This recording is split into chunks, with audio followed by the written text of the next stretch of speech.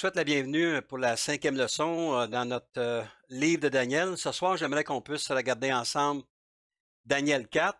Et c'est un peu la continuité, comme nous avons déjà vu par le passé, le songe de Daniel dans le chapitre 2. Donc, il y a une leçon qui a été faite là-dessus, mais on va aller plus en profondeur. Comment est-ce que Dieu est en train de toucher la vie de Nebuchadnezzar. Donc, ce chapitre-là, ça nous parle d'un homme qui fut humilié, conséquence de son orgueil, mais aussi comment Dieu l'a restauré. Si on regarde ensemble concernant l'orgueil, dans Proverbe 6, un beau petit passage que Salomon nous a donné concernant les choses que Dieu est. Donc, si on lit Proverbe 6, le verset 16 à 19, la parole nous dit, il y a 6 choses que est l'Éternel, et même 7 qu'il a en horreur. Les yeux hautains, la langue menteuse, les mains qui répandent le sang innocent, le cœur qui médite des projets iniques, les pieds qui se hâtent de courir au mal, le faux témoin qui dit des mensonges, et celui qui excite des querelles entre frères. Donc, on voit comment Dieu n'aime pas la querelle et comment Dieu aussi va résister, comme sa parole nous dit, à l'orgueilleux.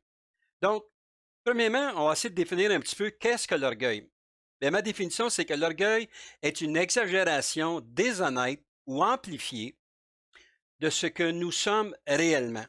C'est lorsque nous voulons que les gens que nous fréquentons croient en quelque chose de nous, tout en sachant très bien, nous, que c'est faux. Ça, c'est l'orgueil.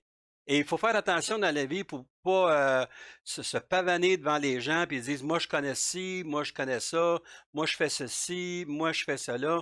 Parce que souvent, on appelle souvent ça un ministère d'exagération. Je peux m'exprimer comme ça. On exagère un petit peu les dons et les talents que le Seigneur nous donne, mais à quelque part, on peut s'attendre des fois à ce que le Seigneur nous ramène à la bonne place pour qu'on puisse parler honnêtement et humblement de ce que le Seigneur nous donne. Aussi, l'orgueil, c'est de promouvoir notre ego afin que notre apparence cache la réalité de notre intérieur. Donc, l'orgueil, ça a un problème avec cela, c'est que ça va camoufler réellement notre intérieur. Si on regarde dans l'Évangile de Marc au 7e chapitre, Marc 7,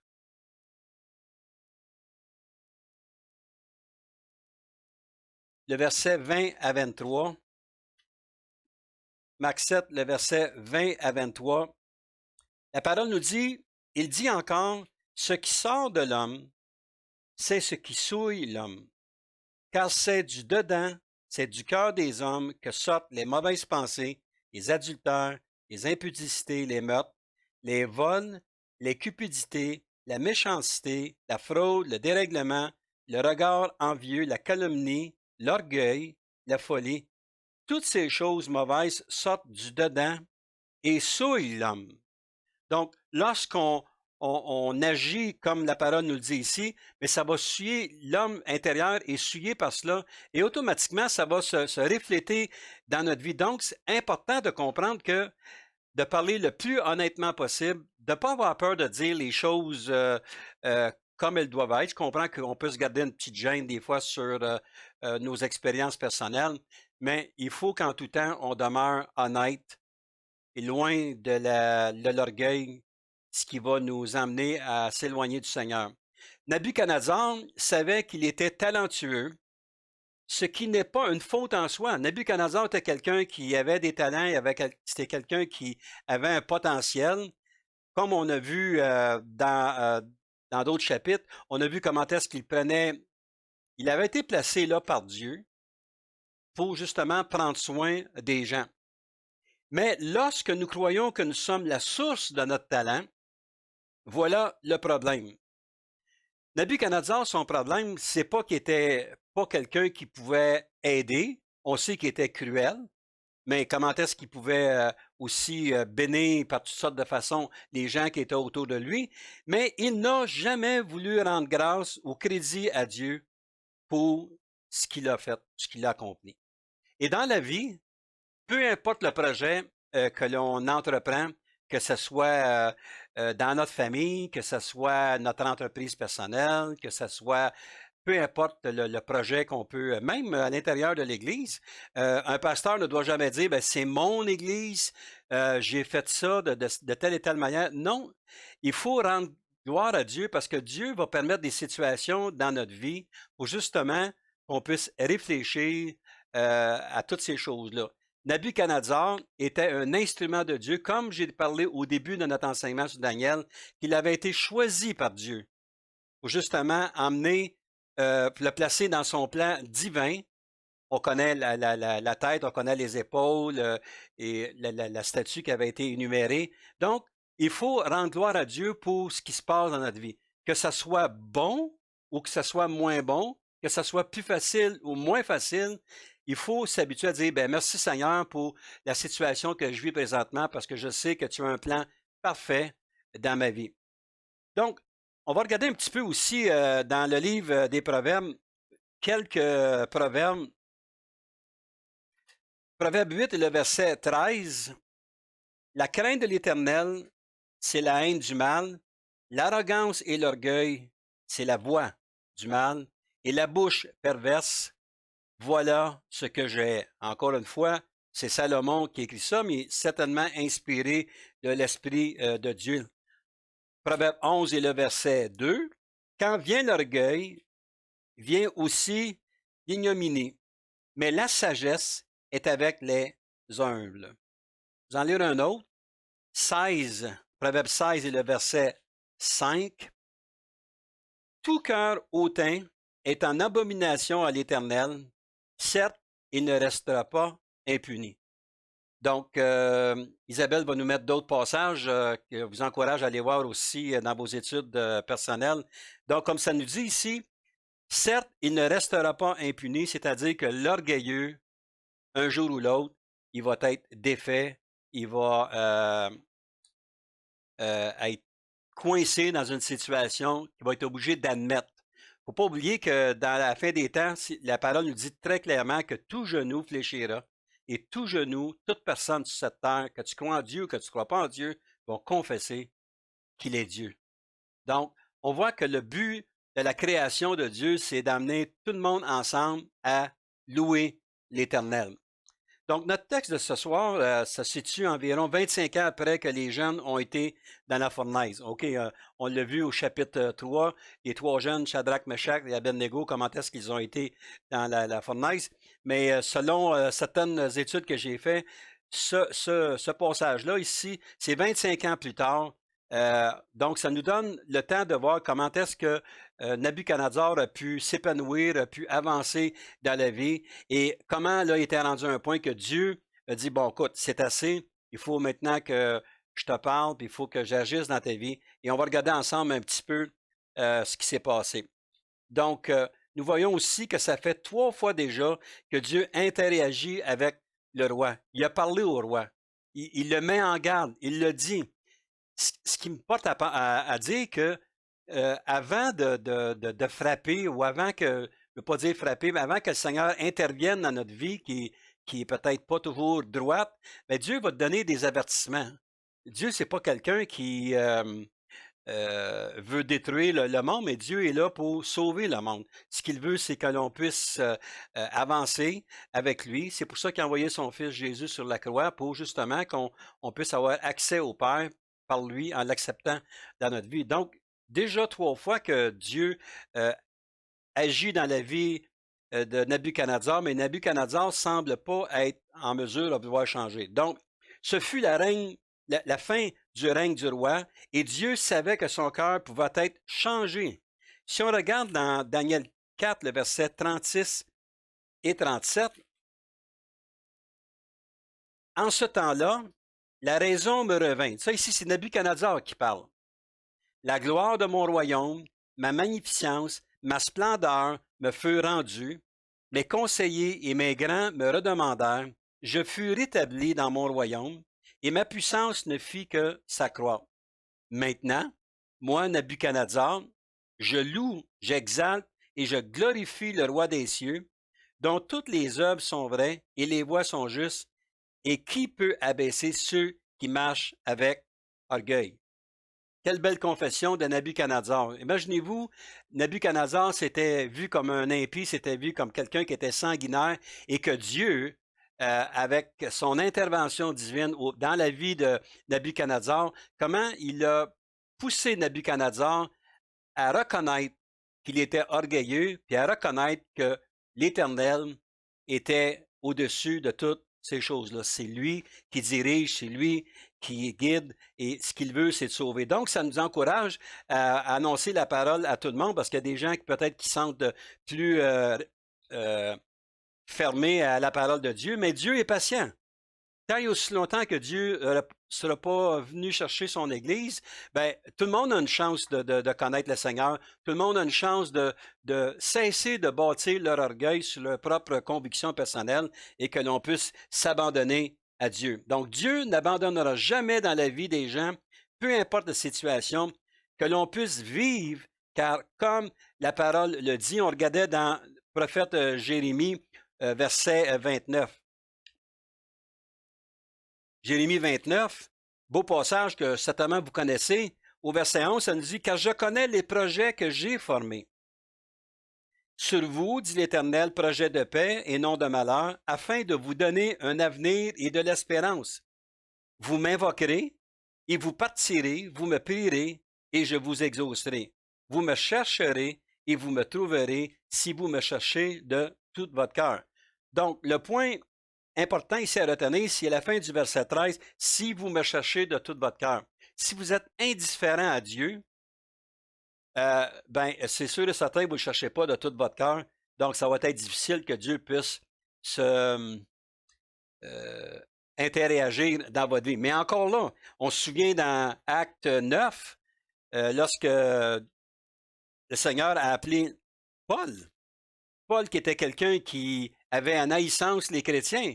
Paul était dans le judaïsme. Paul ne croyait pas qu'il y avait un Seigneur, un Sauveur.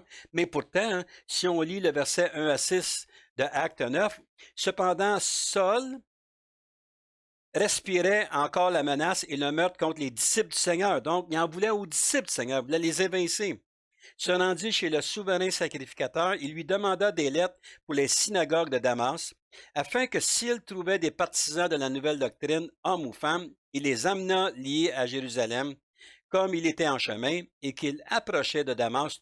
Tout à coup, une lumière venant du ciel resplendit autour de lui.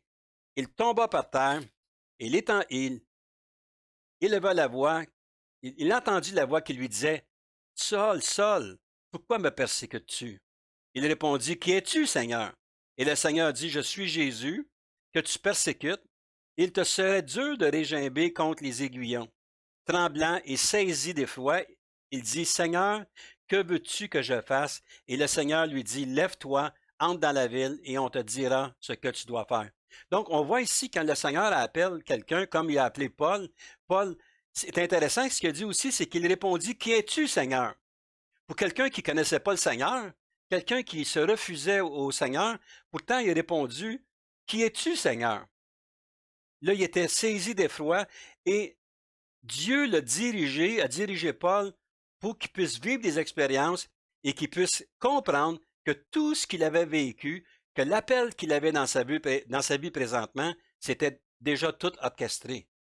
Donc, on peut pas s'éloigner de la parole de Dieu. On ne peut pas s'éloigner du plan parfait de Dieu. On peut être difficile de s'abandonner à Dieu, mais voyez, quand Dieu a un plan parfait pour toi dans ta vie, peu importe la situation, il sait où, quand, comment il va aller te chercher, t'emmener pour vivre avec lui pour l'éternité.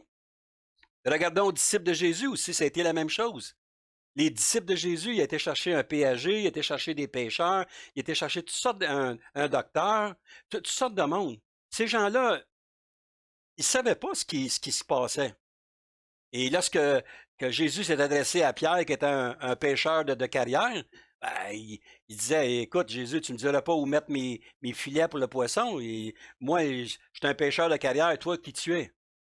Mais le Seigneur, lui, voulait l'avoir lui. Il avait choisi de pas de l'heure exacte qu'il l'avait appelé, mais de toute éternité. Il était déjà choisi, mandaté, pour qu'aujourd'hui, on puisse avoir accès à l'Évangile et puis que des gens soient sauvés afin que le message du Seigneur soit répandu. Donc, on voit comment le Seigneur a des plans qui sont contraires à l'homme. L'homme prévoit, l'homme planifie, l'homme organise des voyages, l'homme peut organiser, je vais avoir telle chose, l'année prochaine, je vais acheter telle maison, là, je vais être rendu là, puis mon coup, il n'y a plus rien qui fonctionne. Dieu a un plan qui est parfait, et il va le mettre en exécution en son temps. Mais le secret, c'est d'ouvrir notre cœur au Seigneur, d'écouter. Et ça, aujourd'hui, plus qu'on avance vers les temps de la fin, plus les gens, comme Paul nous parle à travers Timothée, que les gens vont être durs par rapport à la parole de Dieu. Ils ne veulent rien savoir. Mais nous, en tant que membres de son Église, on a simplement qu'à annoncer la parole de Dieu sans se culpabiliser. On ne peut pas sauver personne. Et puis, la seule chose qu'on a à faire, c'est d'annoncer les vertus de Dieu et savoir entre les mains des gens qui nous écoutent. Donc, on va aller un petit peu dans le message. Donc, la teneur de ce passage, la raison de ce message-là, le verset 1 à 3 dans Nabuchodonosor, dans Daniel 4, le verset 1 à 3, Nabuchodonosor, roi à tous les peuples, aux nations, aux hommes de toute langue, qui habitent sur toute la terre, que la paix vous soit donnée avec abondance. Il m'a semblé bon de faire connaître les signes et les prodiges que le Dieu suprême a opérés à mon égard. Donc ici, c'est Nabuchodonosor qui parle. C'est comme s'il donne la conclusion, il donne l'expérience qu'il a vécue, c'est ce qu'on va voir au chapitre 4. Au verset 2, il dit, « Il m'a semblé bon de faire connaître les signes et les prodiges que le Dieu suprême a opérés à mon égard, que ses signes sont grands, que ses prodiges sont puissants. Son règne est un règne éternel et sa domination subsiste de génération en génération. » Donc, je lisais un commentaire ici. Nabuchodonosor rend témoignage à la grandeur et à la puissance de Dieu.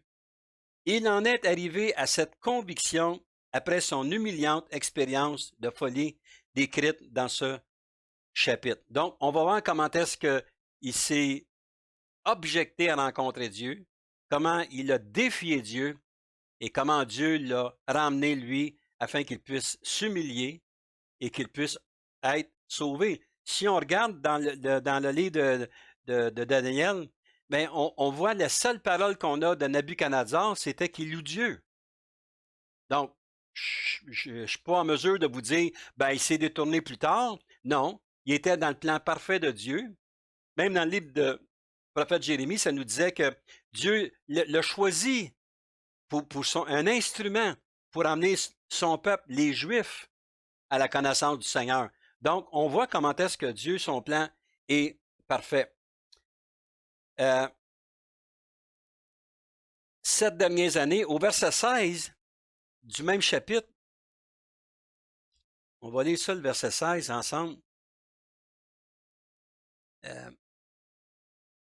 Son cœur d'homme lui sera ôté, et un cœur de bête lui sera donné, et 7 ans passeront sur lui. Donc, on peut comprendre ici que Dieu a pris le cœur d'homme qu'il avait, puis lui a donné un cœur de bête, c'est-à-dire qu'il a changé son cœur afin qu'il puisse connaître la volonté de Dieu à travers l'expérience qu'il va vivre.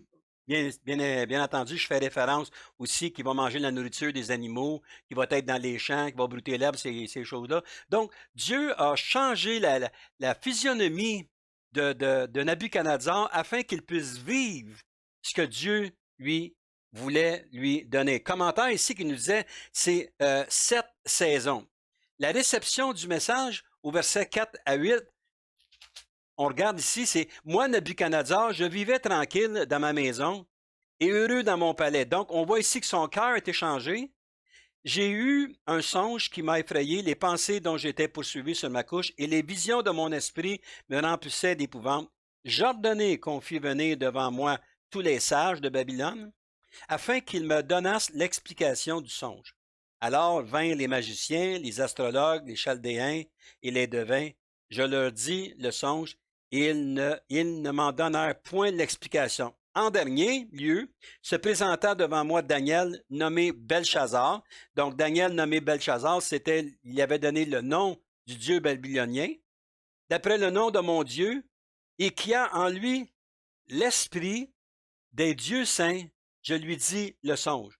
Donc, on voit ici que Nabuchodonosor, il est déconcerté par tout ce qui arrive, et comme d'habitude, il fait venir tout son monde, et les astrologues, tout le monde vont dire, ben écoute, Nabuchodonosor, il y a ci, il y a ça, il y a ci, il y a ça. Il était rassuré, et puis il n'y a personne qui était capable de lui donner une explication. On l'a toujours dit, un songe, un rêve, allez pas voir des gens qui vont vous charger même des montants d'argent pour vous donner l'explication d'un rêve ou d'un songe. C'est quelque chose de personnel entre vous et Dieu. Il y a des gens qui payent des fortunes pour se faire dire leur horoscope, pour se faire j'ai fait un rêve, qu'est-ce que tu penses de ça? Ils font tirer aux cartes. C'est toute l'astrologie. Et ce qu'on voyait à Babylone, mais c'était ça, c'était le mode de vie, c'était l'astrologie. Mais il a demandé à Belshazzar, au verset 9, ici, ça nous dit Belshazzar, chef des magiciens, qui a en toi, je le sais, l'esprit des dieux saints, et pour qui aucun secret n'est difficile, donne-moi l'explication des visions que j'ai eues en songe. Donc, il se souvenait que Daniel était fidèle. Encore une fois, au lieu d'aller directement à Daniel qui avait un esprit des dieux, comme il disait, il a retourné encore avec ses astrologues puis les gens qui disent de la bonne aventure. Il était sans résultat. Donc, finalement, au verset 9, on voit que il dit, je vais retourner vers Daniel. Semblerait, lui, qui donne l'heure juste. La teneur du message, on voit verset 10 à 12. Voici les visions de mon esprit.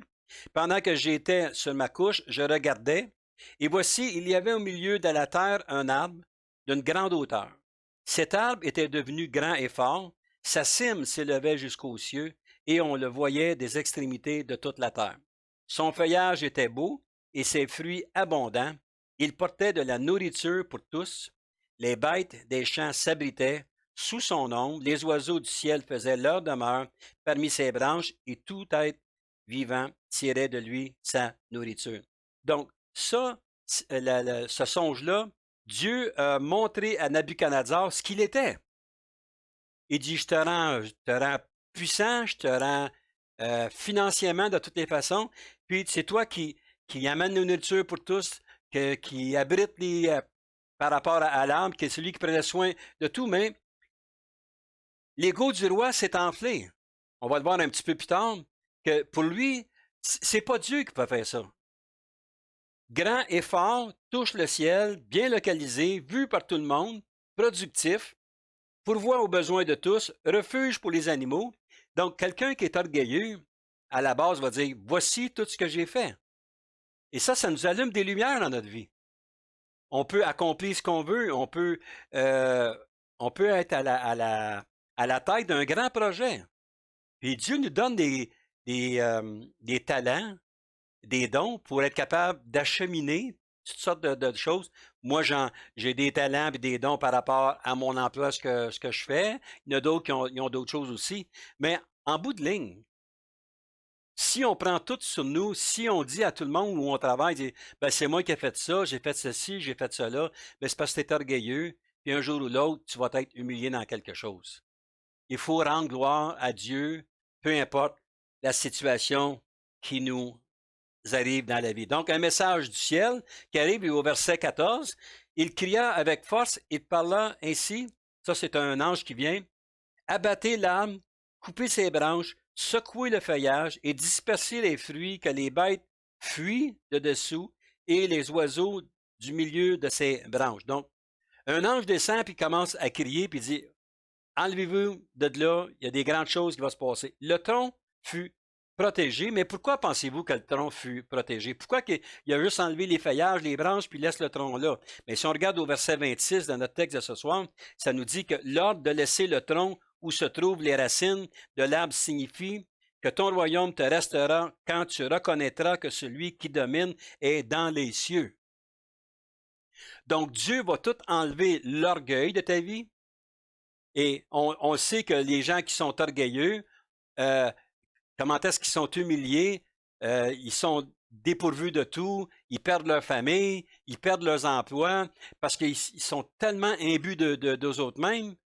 Mais ici, Dieu a dit, non, enlève-y les feuillages, ou les oiseaux, où les gens peuvent se réfugier, mais laissez le tronc en place. Pourquoi? Parce que Dieu, il montre qu'il y avait un plan pour Nabuchodonosor.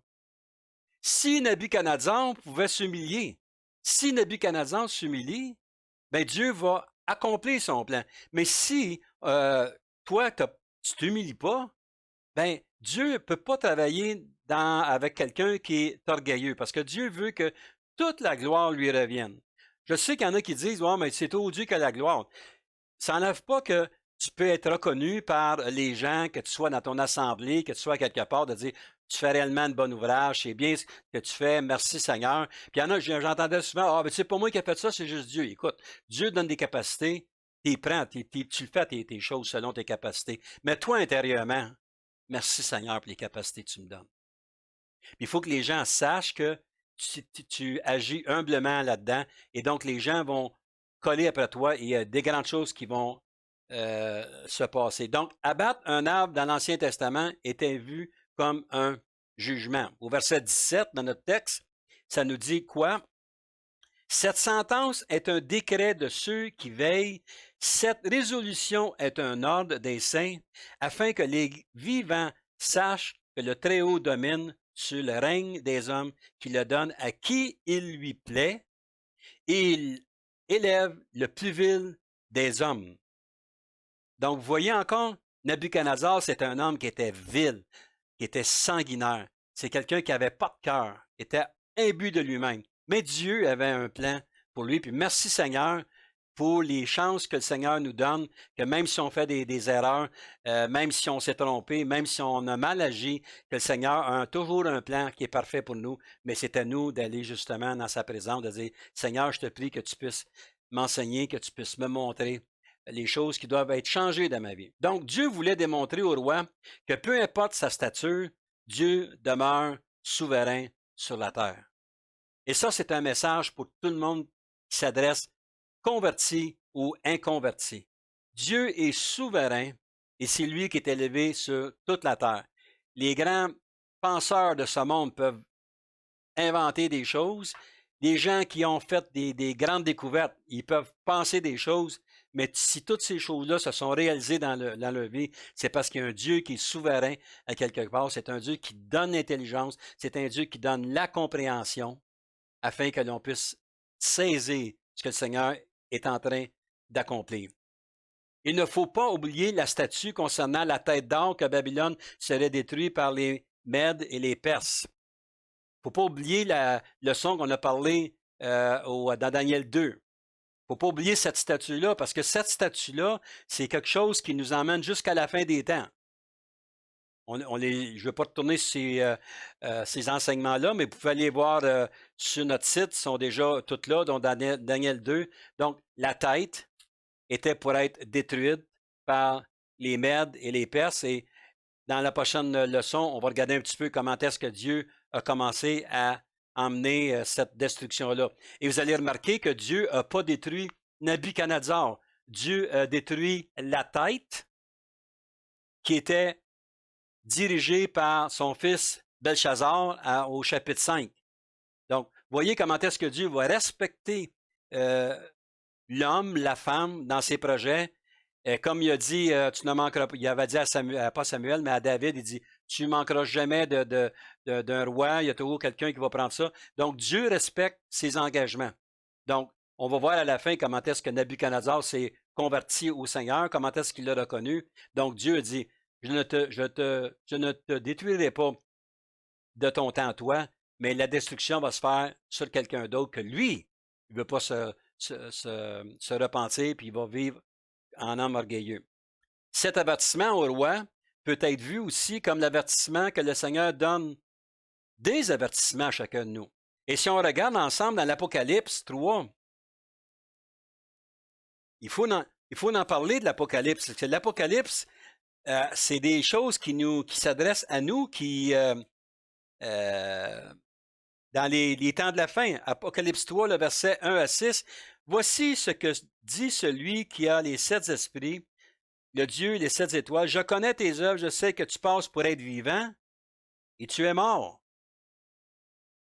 Sois vigilant et affermis le reste qui est près de mourir, car je n'ai pas trouvé tes œuvres parfaites devant mon Dieu. Rappelle-toi donc comment tu as reçu et entendu, et garde et repens-toi. Si tu ne veilles pas, je viendrai comme un voleur, et tu ne sauras pas à quelle heure je viendrai sur toi. Cependant, tu as à Sardès quelques hommes qui n'ont pas souillé leurs vêtements. Ils marcheront avec moi en vêtements blancs, parce qu'ils en sont dignes. Celui qui vaincra sera revêtu ainsi de vêtements blancs. Je n'effacerai point son nom du livre de vie, et je confesserai son nom devant mon Père et devant ses anges. Que celui qui a des oreilles entende ce que l'Esprit dit aux églises. Et ça, frères et sœurs, ça s'adresse à tout le monde. Tu passes pour quelqu'un qui est vivant, mais tu es mort. Tu dis à tout le monde, je suis un enfant de Dieu, je suis quelqu'un qui marche selon le Seigneur, puis intérieurement, tu sais que tu es mort. Puis tu ne regrettes pas. Mais le Seigneur te donne la chance de te repentir. Puis il y a quelque chose que je veux attirer votre attention, c'est au verset 5. Celui qui vaincra sera revêtu ainsi de vêtements blancs. Je n'effacerai point son nom du livre de la vie. Ça veut dire quoi, ça? Mais ça veut dire que depuis le début de la fondation de la terre, moi, il y a des gens qui disent, ah ben là, tu donnes ton cœur à Jésus, là, il écrit ton nom dans le livre de vie. Non. Moi, personnellement, ma compréhension de ça, c'est qu'on est tous sur le même point de départ au début. Lorsqu'on vient au monde, on est tous écrits dans le nom de la vie de l'Éternel. C'est seulement que notre façon de vivre, notre façon d'agir, si on accepte Jésus ou on le refuse. Et là, à la fin, lorsque tu es mort, ton nom est effacé. Donc, il n'y a personne qui peut se dire, ah, tu es plus privilégié, ah, moi, je ne pourrais jamais donner mon cœur à Jésus, je ne peux pas être comme toi. Non, il ne faut pas dire ça, puis il ne faut pas parler aux gens en termes que de condamnation. Je pense que ce qu'il faut faire, c'est simplement de dire, sais-tu que ton nom est écrit dans le livre de vie? Est-ce que tu réalises ça? Non. Ben, je vais te le lire. Ton nom est écrit dans le livre de vie, ça veut dire que Dieu a ses yeux pour toi. Ton choix va faire que ton nom demeure dans le livre de vie ou est effacé du livre de vie. Donc, ça peut nous donner un petit peu la matière pour l'évangélisation. Le message interprété. Donc, on retourne dans Daniel 19 à 27. Alors Daniel, nommé Belchazzar, fut un moment stupéfait, ses pensées le troublaient. Le roi reprit et dit, Belchazzar, que le songe et l'explication ne te troublent pas. Et Belchazzar répondit, Mon Seigneur, que le songe soit pour tes ennemis et son explication pour tes adversaires. L'arbre que tu as vu, qui était devenu grand et fort, dont la cime s'élevait jusqu'aux cieux et qu'on voyait de tous les points de la terre, cet arbre dont le feuillage était beau et les fruits abondants qui portaient de la nourriture pour tous, sous lequel s'abritaient les bêtes des champs et parmi les branches duquel les oiseaux du ciel faisaient leur demeure, c'est toi, ô roi, qui es devenu grand et fort, dont la grandeur s'est accrue et s'est élevée jusqu'aux cieux et dont la domination s'étend jusqu'aux extrémités de la terre. Au verset 23, le roi a vu l'un de ceux qui veillent et qui sont saints descendre des cieux et dire, abattez l'arbre et détruisez-le, mais laissez-en à terre le tronc où se trouvent les racines et liez-le dans les chaînes de fer et des reins parmi l'herbe des champs. Qu'il soit trempé de la rosée du ciel et que son partage soit avec les bêtes des champs jusqu'à ce que les 7 temps, donc les 7 temps, soient passés sur lui. Au verset 24, voici l'explication au roi, décret de du Très-Haut, qui s'accomplira sur mon Seigneur le roi. On le chassera du milieu des hommes. Tu auras ta demeure avec les bêtes des champs, et on te donnera comme au bœuf de l'herbe à manger. Tu seras trempé de la rosée du ciel, et 7 ans passeront, ou 7 saisons, si vous voulez bien, jusqu'à ce que tu saches que le Très-Haut domine sur le règne des hommes et qu'il le donne à qui il lui plaît. L'ordre de laisser le tronc où se trouvent les racines de l'arbre signifie que ton royaume te restera quand tu reconnaîtras que celui qui domine est dans les cieux. C'est pourquoi, ô roi, puisse mon conseil te plaire, mets un terme à tes péchés en pratiquant la justice et à tes iniquités, en usant de compassion envers les malheureux, et ton bonheur pourra se prolonger. Quelle belle explication. Je pense que Daniel avait donné des paroles qui nous aident à comprendre davantage. Donc, Dieu prévient toujours avant qu'il opère un jugement. Dieu n'arrive jamais soudainement comme ça avec quelque chose qui va te saisir. Il y a des avertissements qui se passent dans ta vie. On voit ici, il y a déjà 20 quelques années qui s'est passé, excusez, et Nebuchadnezzar avait eu des avertissements. Il voyait ce qui se passait. Lorsqu'il a vu que les trois jeunes ont été dans la fournaise, il a vu qu'il y a le quatrième qui marchait avec lui. Il a tout vu ça. C'est, oh, il me semble qu'on avait mis 3, mais il me semble que j'en ai vu 4.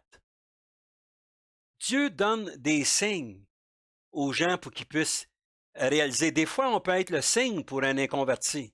On peut être le signe pour un de nos proches, pour notre confrère de travail, ou peu importe, que ah, t'es tellement une bonne personne. Quand je suis avec toi, je me sens bien. Je me souviens qu'on a témoigné à des gens, il y a des gens qui disent ah, on se sent bien avec vous autres.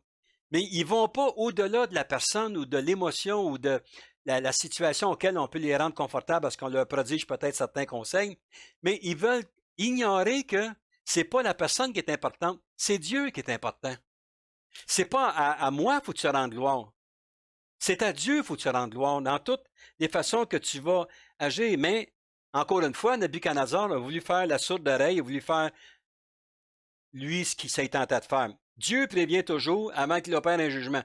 On s'appelle les plaies d'Égypte. Vous en souvenez, Pharaon, on ne va pas aller dans le détail dans le livre d'Exode, comment il y a eu 10 plaies qui ont été amenées. À un moment donné, on pense que, OK, ben allez-y, finalement, adorez votre Dieu au désert. Mais Pharaon a endurci son cœur, puis qu'est-ce qui est arrivé? Il a sombré dans la mer, lui, ses cavaliers, puis tout le monde. Pourquoi? L'orgueil. Un des beaux passages aussi, c'est le déluge. 120 années avant que le déluge arrive. 120 ans, imaginez-vous ça. Où Noé annonçait qu'il va y avoir un déluge, les gens disaient, voyons donc, Noé, le soleil te frappe fort sur la tête, ça n'a pas de sens. C'est quoi ça, la pluie? Il n'y avait jamais plu sur la terre à ce moment-là. 120 ans de patience. Un jour, Dieu a dit, assez c'est assez. Noé et sa famille sont rentrés dans l'arche et la parole nous dit, et Dieu ferma la porte de l'arche. Donc, ça veut dire un jugement qui s'en vient. Il a préservé ces 8 personnes-là, puis les autres qui étaient là, qui étaient autour. Voyons donc. Là, ils ont commencé à voir l'eau descendre du ciel. Ils ont commencé à voir l'eau sortir de la terre. Jusqu'à temps que tout le monde soit anéanti. Imaginez-vous, je ne sais pas exactement le nombre de personnes, mais imaginez-vous 1 million de personnes noyées dans un déluge, 8 de vivantes. C'était pas le plan de Dieu. Dieu voulait qu'eux autres aussi. J'imagine que s'il avait rentré un demi-million, il aurait certainement fait bâtir un arche en conséquence de ça, mais il a dit, garde, je vais te donner grandeur, toutes ces choses-là. Les animaux ont pu rentrer. Pourquoi? Parce que Dieu savait, connaissait le cœur des gens, il savait que les gens avaient le cœur dur. Dieu avertit toujours avant d'envoyer quelque chose qui va nous saisir dans notre vie. Donc, la réaction du roi au verset 28, verset 28, toutes ces choses se sont accomplies sur le roi Nebuchadnezzar au bout de 12 mois, comme il se promenait dans le palais royal à Babylone. Ça, on va voir encore un petit peu sa démonstration d'orgueil. Le roi prit la parole et dit, n'est-ce pas ici Babylone, la grande que j'ai bâtie, comme résidence royale par la puissance de ma force et pour la gloire de ma magnificence? La parole est encore dans la bouche du roi, qu'une voix descendit du ciel. Apprends, roi Nabuchodonosor, qu'on va t'enlever le royaume. Donc le roi s'est ses bretelles sur sa muraille, puis regarde ça, il dit, c'est tout moi qui ai accompli ça. Babylone était possiblement la ville la plus belle au monde. C'est une des 5 merveilles du monde, si on lit les Écritures, tu sais. La muraille qui entourait la ville, 40 pieds de hauteur, 80 pieds de largeur. Les gens se promenaient en chariot sur la muraille. Les rues étaient larges, plus de 50 temples, plus les bâtiments publics. L'Euphrate passait dans la ville. Imaginez-vous, le fleuve de l'Euphrate passait là. Il y avait l'eau courante qui était chez eux. Ils ne pouvaient pas manquer de rien. Tout était fait pour rendre quelqu'un d'heureux. Mais des jardins, des palmiers, des arbres de toutes sortes. Ils cultivaient la terre dont ils pouvaient subvenir à leurs propres besoins. Ils étaient indépendants de tout. La ville érigeait des statues de leurs dieux. Il y a un jardin suspendu qui était fait, c'était le paradis sur la terre. Le roi se promenait sur la muraille en se vantant de tout ce qu'il voyait de ses yeux. L'orgueil. Et là, Dieu dit, assez, c'est assez. On peut voir dans le prophète Isaïe un des anges principaux. Si vous regardez dans Isaïe 14 et le verset 12 à 14.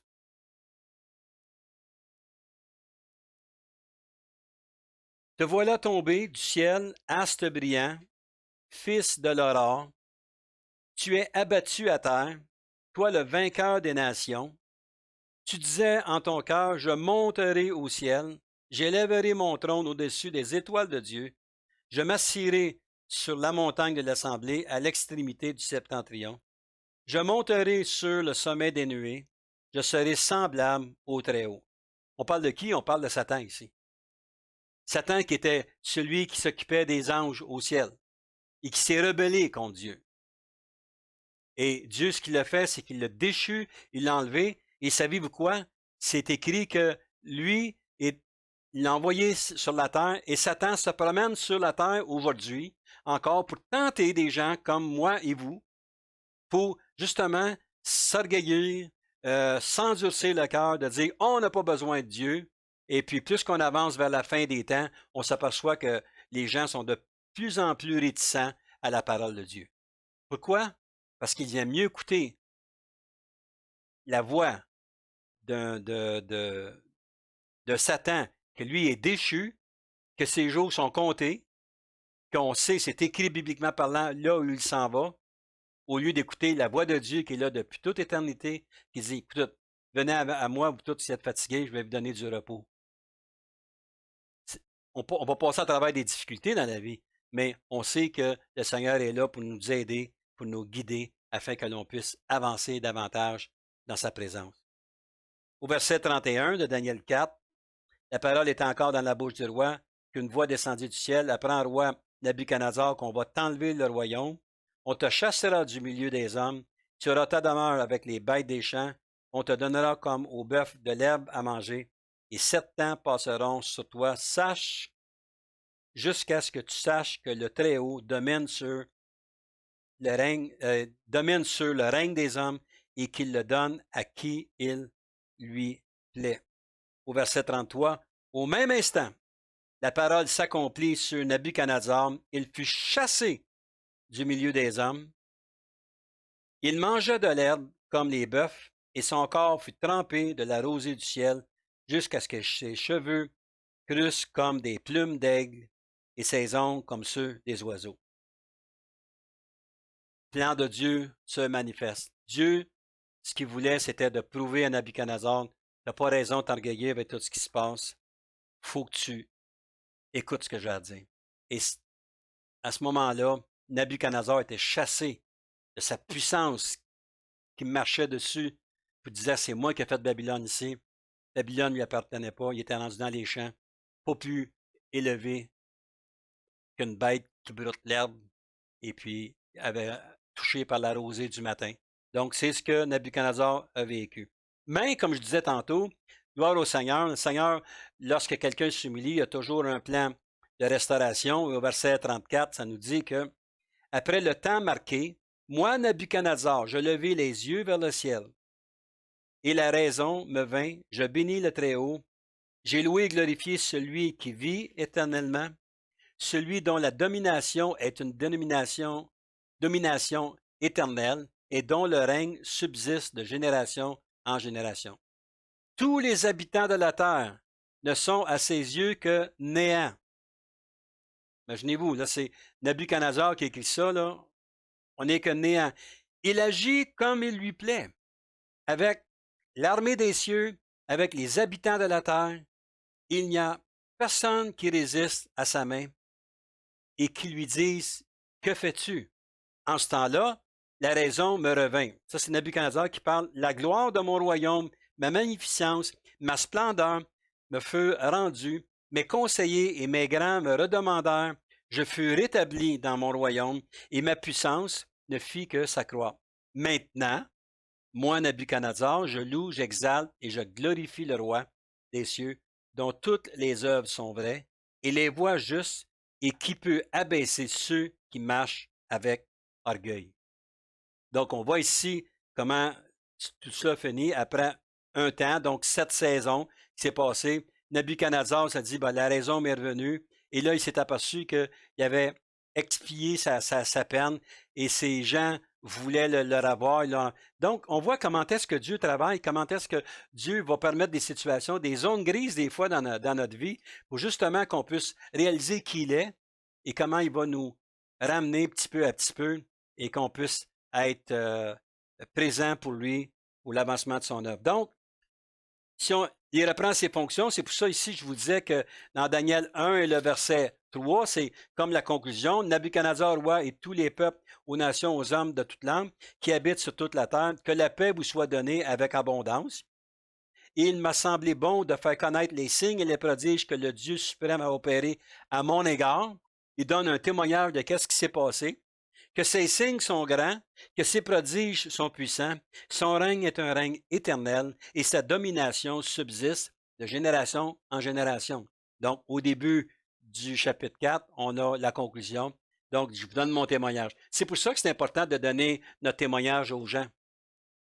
C'est certain qu'il y a des gens qui vont dire, ben oui, moi, je ne vis pas la même vie que toi. Non, peut-être, j'espère que tu n'as pas vécu la même vie que moi, parce que chacun de nous qui sommes ici ce soir, ben, on a tous une vie différente. On n'a pas envie la vie d'un autre. Mais si Dieu s'est révélé à chacun de nous, ben, il est capable de se révéler dans votre vie avec ce que vous vivez présentement. Donc, son royaume, on connaît donc que son royaume fut détruit du temps de son fils Belshazzar, où le royaume de Babylone déclina jusqu'à la destruction complète. Donc, en conclusion à cette étude, leçon à observer, avoir un cœur qui soit humble. Romains 12 et le verset 3, la parole nous dit, par la grâce qui m'a été donnée, je dis à chacun de vous de n'avoir pas de lui-même une trop haute opinion, mais de revêtir des sentiments modestes selon la mesure de foi que Dieu a départie à chacun. De ne pas avoir une trop haute opinion. De ne pas s'orgueiller de la chrétienté que l'on vit. Moi, je vais dans la meilleure église, moi, je suis un bon chrétien, je fais ceci, je fais cela. Si c'est tes paroles, ben, tu vis de l'orgueil. Tu as besoin d'être humilié par le Seigneur, parce que le Seigneur, ce qu'il veut, c'est justement que l'on puisse être humble, parce que c'est lui qui accomplit toutes choses. Philippiens 2, le verset 3 et 4, la parole nous dit, ne faites rien par esprit de parti ou par vaine gloire, mais que l'humilité vous fasse regarder les autres comme étant au-dessus de vous-même. Que chacun de vous, au lieu de considérer ses propres intérêts, considère aussi ceux des autres. Donc, on voit comment est-ce que le Seigneur veut que l'on puisse agir humblement, c'est-à-dire à toujours faire sentir les autres plus grands que nous autres.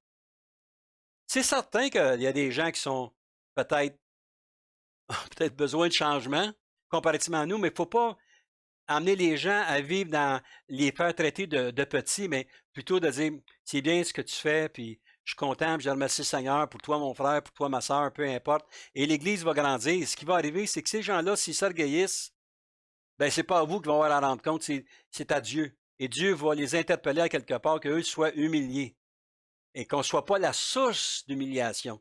Parce que souvent, les enfants de Dieu, ce qu'ils font, c'est faire sentir les autres petits dans leurs souliers en les faisant se dire, ah, toi, tu ne l'as pas, cette chose-là, nous, on l'a. Donc, tenir un langage qui soit humble. Amen, que le Seigneur vous bénisse et je vous souhaite un bon temps de réflexion et on se revoit à la leçon 6. Dieu vous bénisse.